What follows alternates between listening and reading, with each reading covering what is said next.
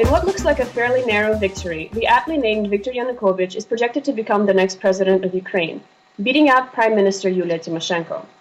Yanukovych was at the heart of controversy in 2004 presidential elections, which ushered in the Orange Revolution. Yanukovych's win in that election was declared to have been the result of voter fraud. Since his defeat in 2004, Yanukovych has worked on changing his image of a backward-seeming bureaucrat and Kremlin puppet.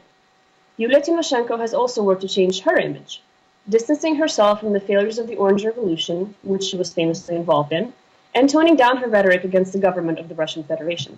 Yanukovych's projected victory, along with low voter turnout, particularly in the west of Ukraine, where the Orange Revolution was heavily supported, is a protest against the disappointments of the last few years. Corruption did not end, living standards did not improve, and constant political deadlock has harmed the country. The Russian word for what is happening in Ukraine right now is bardak, meaning mess or disorder.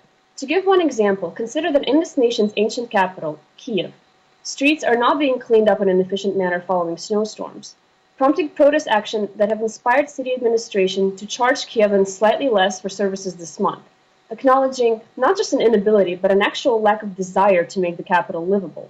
One might argue that the mayor's office has little to do with the president's office in theory, but in the spirit of abject apathy that has infected Ukrainian politics, they are in fact bound to each other.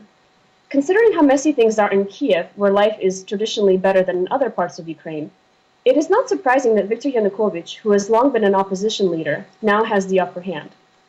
And although Western commentators are fond of casting Ukrainian politics in very simple terms, pro-Western versus pro-Russian, the real test of Ukrainian democracy lies in whether or not the people who are set to run this country now are going to start acting pro-Ukrainian. This is Natalia Antonova for GRITtv.